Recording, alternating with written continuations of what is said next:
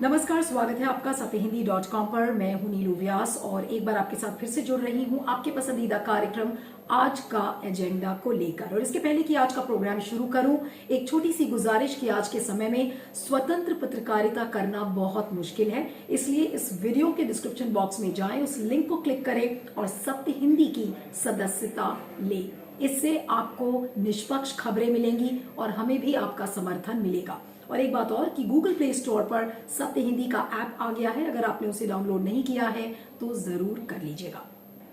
आपको ध्यान होगा कि पिछले साल जब वर्ल्ड प्रेस फ्रीडम इंडेक्स की रिपोर्ट आई थी तो भारत 180 देशों में भारत का जो स्थान था वो 142वें स्थान पर भारत था, यानी कि भारत नीचे आ गया था उसके पहले के सालों से अगर उसकी कंपैरिजन करें। फिर अभी हाल में हमने देखा था कि यूनाइटेड स्टेट्स की जो फ्रीडम हाउस की रिपोर्ट आई है तो उसमें भी ये कहा गया है कि जो लोकतांत्रिक सिद्धांत हैं, जहां तक उनका सवाल है, भारत उसमें पीछे हटता जा रहा है। इनफैक्ट उन्होंने ये कहा कि भारत इलेक्टोरल ऑटोक्रेसी की तरफ बढ़ रहा है, यानी कि अधिनायकवाद की तरफ बढ़ रहा है। सरकार में बैठे जितने भी मंत्री हैं वो इस बात को नहीं मानते और उसका जो सीधा साधा सबूत है वो है हाल में दिया हुआ एक्सटर्नल अफेयर्स एस जयशंकर का स्टेटमेंट, जो कि उन्होंने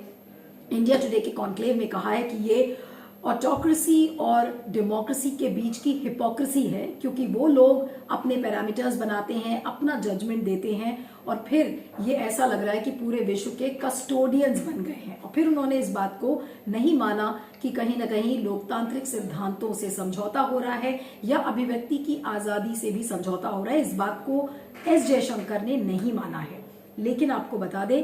कि बिल्कुल ऐसा लग रहा है कि सरकार की छवि जिस तरीके से खराब हुई है, जिस तरीके से सरकार की बदनामी हो रही है, तो उन्होंने पिछले साल जब वर्ल्ड प्रेस फ्रीडम इंडेक्स की जब रिपोर्ट आई थी तो उन्होंने एक कमेटी का गठन किया था और उस कमेटी का नाम दिया गया था इंडेक्स मॉनिटरिंग सेल। 15 लोगों की ये कमेटी थी और उसको ये काम सौंपा गया था कि आप इन सारे पैरामीटर्स को ढूंढें जिसकी वजह से भारत की जो रैंकिंग है प्रेस फ्रीडम इंडेक्स में वो क्यों गिरी है। तो उन तथ्यों को, उन आधारों को ढूंढिए और उसको कैसे बेहतर बनाया जाए उसकी बात कही गई थी। अब आपको बता दें कि ये जो इंडेक्स मॉनिटरिंग सेल है इसकी रिपोर्ट आ गई है और इस रिपोर्ट में कई रिकमेंडेशंस हैं, लगभग 13 चीजों के रिकमेंडेशंस हैं, लेकिन उनमें से जो सबसे बड़ा रिकमेंडेशन सामने आ रहा है वो ये है कि जो अवमानना के केसेस हैं अब शायद उनको आपराधिक श्रेणी में नहीं डाला जाएगा, यानी कि जो क्रिमिनल डेफेमेशन के जो केसेस हैं उनको अब डीक्रिमिनलाइज करने की भारत में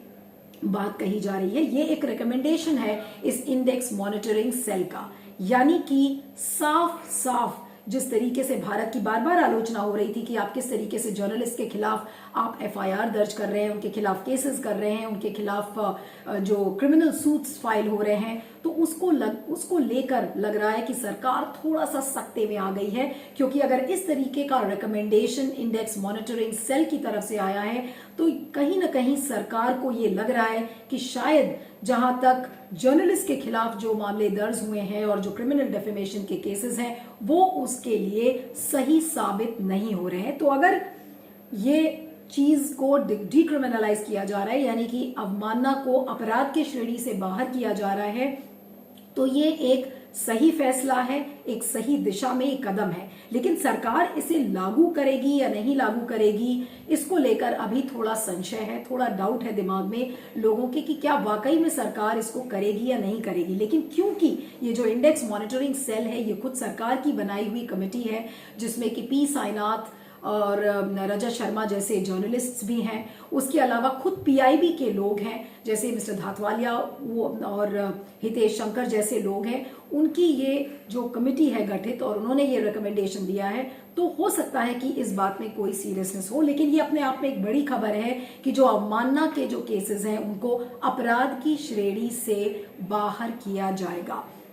तो ये एक रिकमेंडेशन सरकार की तरफ से आया है, लेकिन इसके अलावा भी और कई रिकमेंडेशंस इस कमेटी की तरफ से आए हैं। आइए अब उनको आपको एक एक करके बताते हैं। तो अवमानना को अपराध की श्रेणी से बाहर करना ये एक रिकमेंडेशन है, लेकिन इसके अलावा जैसा मैंने आपको बताया था कि कई रिकमेंडेशंस इस इंडेक्स मॉनिटरिंग सेल ने दिए हैं, तो आपको एक एक करके बताती हूँ कि इसमें क्या है एग्जैक्टली। एक तो इस कमेटी की तरफ से रिकमेंडेशन आया है कि जो प्रेस काउंसिल ऑफ इंडिया है उसको प्रेस काउंसिल ऑफ इंडिया ना कह के मीडिया काउंसिल ऑफ इंडिया कहा जाए, क्योंकि इसमें सब तरीके का मीडिया है, जिसमें डिजिटल मीडिया है, प्रिंट है, न्यूज़पेपर्स हैं, तो सारी चीजों को समाहित करके एक मीडिया काउंसिल ऑफ इंडिया को की बात बनाने के लिए कही गई है। इसके अलावा जो एक और रिकमेंडेशन इस कमेटी की तरफ से आया है कि अगर आप किसी मीडिया हाउस के खिलाफ कोई कार्टून बनाने के लिए एफआईआर करते हैं या कोई भी एफआईआर आप किसी जर्नलिस्ट के खिलाफ करते हैं, तो उसके पहले आपको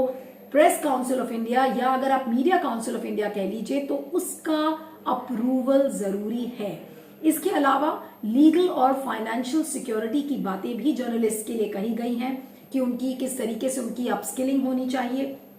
उसके अलावा उनके एक्रेडिशंस को लेकर बातें कही गई हैं, उनकी जो सिचुएशंस हैं, उनके जो हालात हैं, उनको कैसे इंप्रूव किया जाए, इस पर बातें हुई हैं। और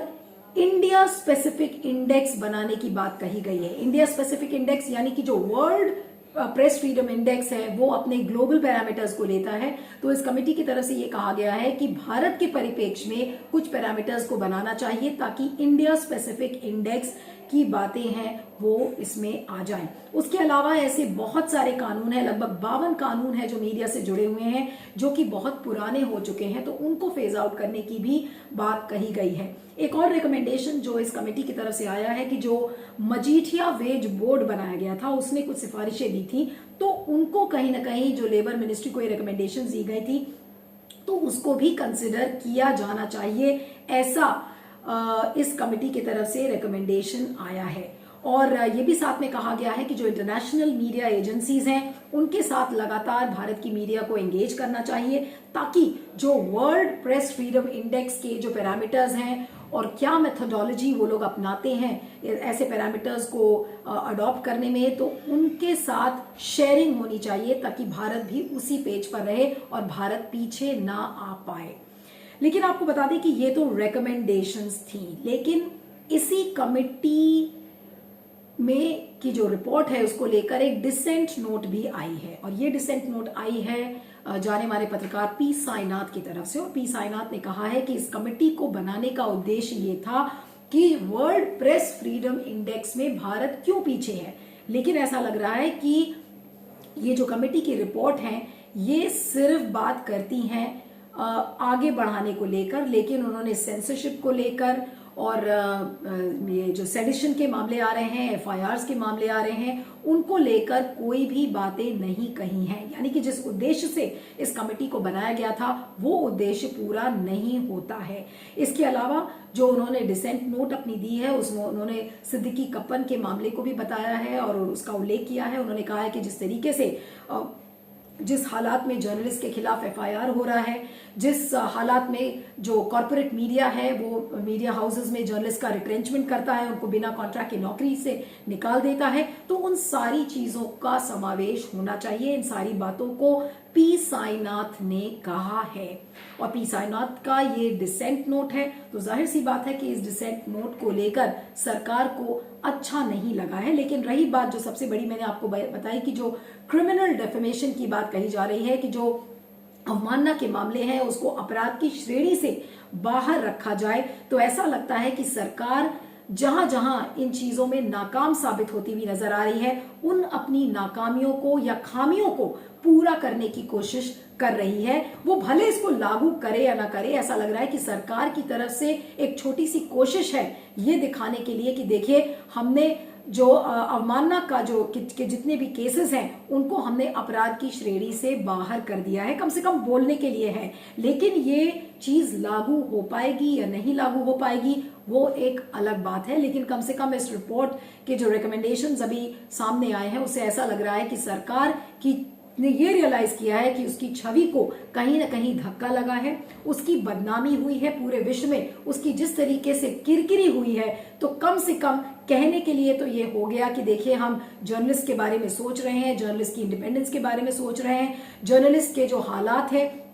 क्योंकि कश्मीर में जिस तरीके से जर्नलिस्ट को अरेस्ट किया गया, वहां पर इंटरनेट शटडाउन्स को लेकर, ये सारी बातें इस रिपोर्ट में कही गई हैं। तो सरकार की जिस वैश्विक स्तर पर जिस तरीके से बदनामी हुई है, उसकी छवि को धक्का पहुंचा है, तो कम से कम कहने के लिए सरकार के पास ये हो गया है कि देखिए हमारी इंडेक्स मॉनिटरिंग सेल हमने पिछले साल बनाई थी और हम सीरियसली जो जर्नलिस्ट के हालात हैं उनको इम्प्रूव कैसे किया जाए और ग्लोबल रैंकिंग हम अपनी कैसे इंप्रूव करें, तो उसको लेकर भारत गंभीरता से सोच रही है। लेकिन आपको ये बात बता दें कि अगर आप इस रिपोर्ट को उठाकर अगर देखें तो उसमें सेडिशन का मेंशन कहीं नहीं है। कोई कीवर्ड भी अगर आप दबा के देखेंगे तो राजद्रोह का मामला कहीं आपको नजर नहीं आएगा, एफआईआर्स के मामले उसमें कहीं भी दर्ज नहीं है,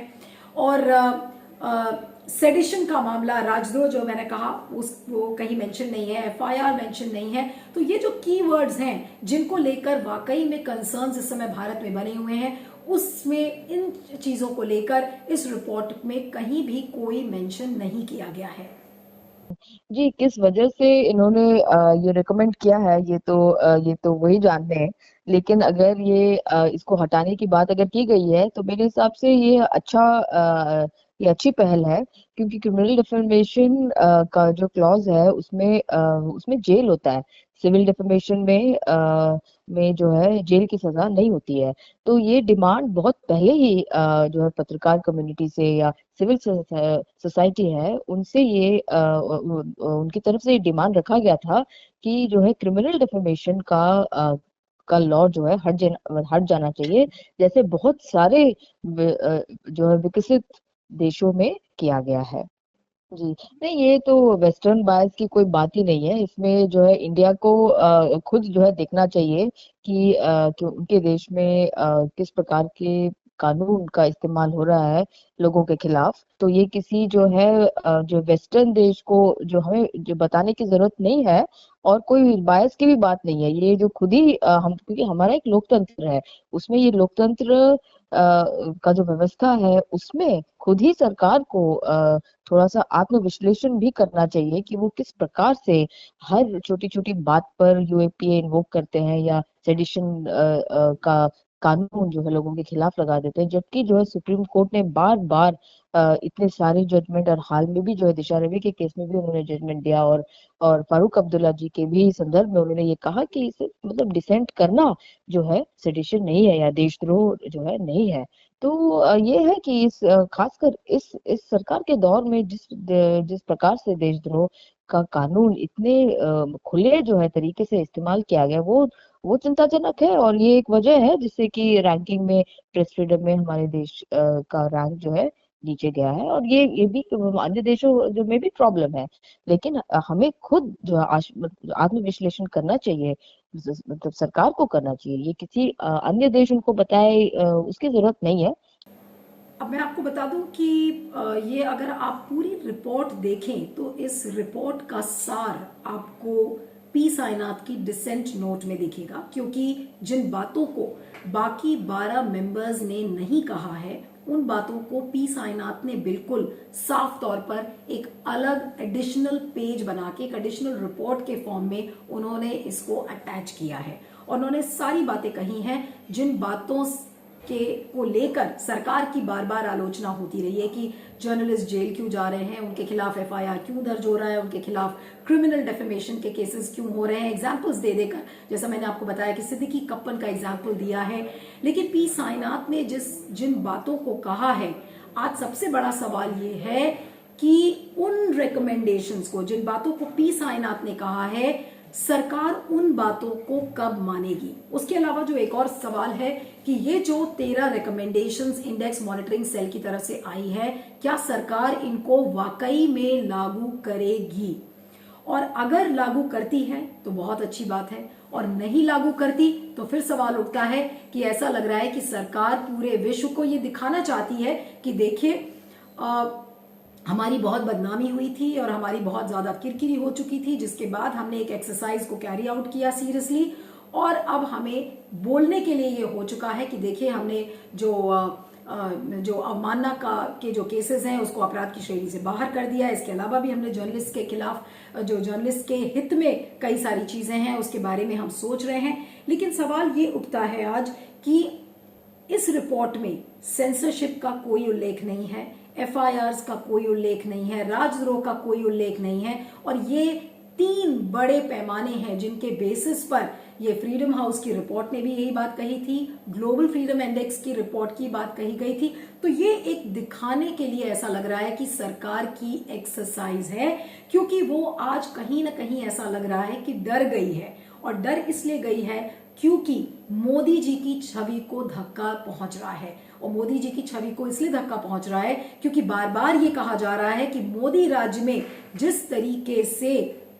प्रेस की फ्रीडम को धक्का पहुंचा है, इसके पहले ये चीजें नहीं सामने आई थी। अब आपको बता दें कि अगर एक आंकड़ा भी मैं अगर आपको बताऊं, इससे भी साबित होता है कि 2014 के बाद प्रेस फ्रीडम पर को लेकर ज्यादा प्रहार बढ़े हैं। अब एक आंकड़ा है, आप ध्यान से देखिएगा कि 2020 में ग्लोबल प्रेस फ्रीडम इंडेक्स में भारत का स्थान 180 में से 142 था, 2019 में 140, 2018 में 138, 2017 में 136। यानी कि जैसे जैसे हर साल बीत रहा है वैसे वैसे प्रेस फ्रीडम में भारत गिरता जा रहा है और कुछ ही पायदान ऊपर है पाकिस्तान से। तो यानी कि इसमें कोई संशय नहीं है, इसमें कोई डाउट नहीं है कि जहां तक प्रेस फ्रीडम की बात है उसको लेकर भारत की छवि को काफी नुकसान हुआ है, भारत की बदनामी काफी हुई है। और ऐसा लग रहा है कि इसी बदनामी के डर से इस इंडेक्स मॉनिटरिंग सेल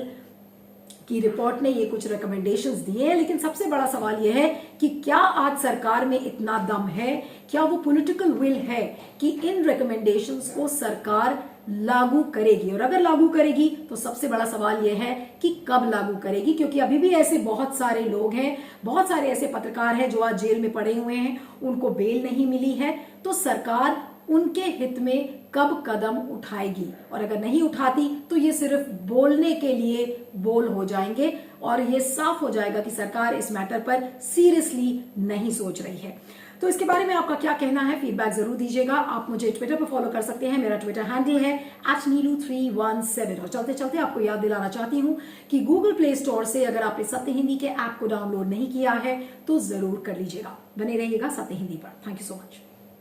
सत्य हिंदी का ऐप डाउनलोड करें गूगल प्ले स्टोर पर।